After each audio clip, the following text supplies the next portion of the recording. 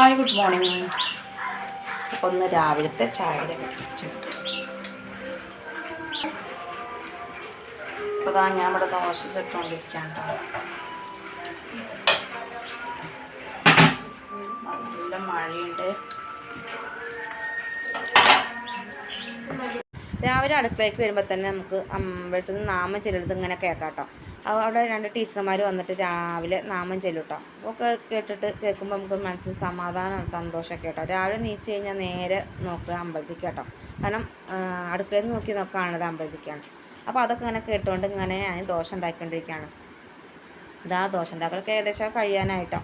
അപ്പോൾ മുരിഞ്ഞ ദോശ മുരിഞ്ഞ ദോശ കണ്ടപ്പോഴേക്ക് ഒരു പൂതി നല്ല മുരിഞ്ഞ ദോശയും ചായയും കുടിക്കാൻ. അപ്പം ഞാനത് ഇങ്ങനെ ദോശ ഉണ്ടാക്കുന്ന ഇടയിൽ ഞാൻ കഴിച്ചുകൊണ്ടിരിക്കുന്നുണ്ട്. അപ്പം മക്കളും എൻ്റെ അടുത്തേക്ക് വന്നിട്ടോ, അമ്പാടിയും അപ്പൂസും വന്നിട്ടുണ്ട് കേട്ടോ.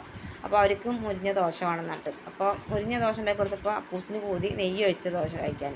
അപ്പം ലാസ്റ്റത്തെ മാവ് ഞാൻ നിങ്ങൾക്ക് ഉണ്ടാക്കിത്തരാം. ലാസ്റ്റത്തെ മാവ് കൊണ്ട് നിങ്ങൾക്ക് നെയ്യ് വെച്ച ദോശ ഉണ്ടാക്കി തരാറ് കേട്ടോ. അപ്പോൾ ആ സോനുട്ട് ഇപ്പം നീച്ച് വരുന്ന കേട്ടോ. നീച്ച് വന്നിട്ട് തന്നെ നേരെ കയറുന്നത് അടുക്കളയ്ക്ക് കേട്ടോ. എന്താ ചായക്ക് കടി നോക്കാൻ കേട്ടോ. അപ്പോൾ ഓനൊന്നും ഇഷ്ടപ്പെട്ട കടിയാണ് ദോശയും സാമ്പാറും.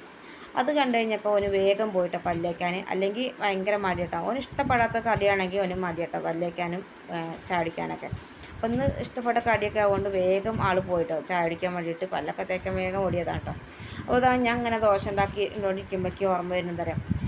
അമ്മ ഞങ്ങൾക്ക് ഇങ്ങനെ ദോശ ഉണ്ടാക്കി തരും. ഞങ്ങൾ ചെറിയ കുട്ടികളുടെ സമയത്ത് ഞങ്ങൾ ദോശ ഉണ്ടാക്കി തരുമ്പോൾ ഞങ്ങൾ അടുക്കളേൻ്റെ അവിടെ അങ്ങനെ പോയിരിക്കുമ്പോൾ അമ്മ അങ്ങനെ ഉണ്ടാക്കി തരുമ്പോൾ മുരിഞ്ഞ ദോശയും ചായയും കുടിക്കാൻ ഭയങ്കര രസം തന്നെയാണ് കേട്ടോ. അപ്പോൾ അങ്ങനെ ഉണ്ടാക്കുമ്പോൾ നമുക്ക് ചായക്ക് കടിക്ക് കറിയും വേണ്ട, ഒന്നും വേണ്ട കേട്ടോ. ആ ദോശ അങ്ങനെ കഴിച്ചുകൊണ്ടിരിക്കാൻ തോന്നും കേട്ടോ. അപ്പോൾ അതിങ്ങനെ എനിക്ക് ഓർമ്മ വരും കേട്ടോ അങ്ങനെ കഴിക്കുമ്പോൾ.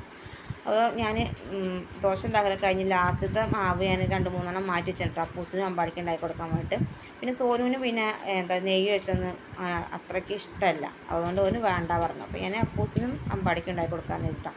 അപ്പോൾ ഒരു ദോശ ഞാൻ അമ്പാടിക്ക് ഉണ്ടാക്കി കൊടുത്ത് നെയ്യ് വെച്ചിട്ട്.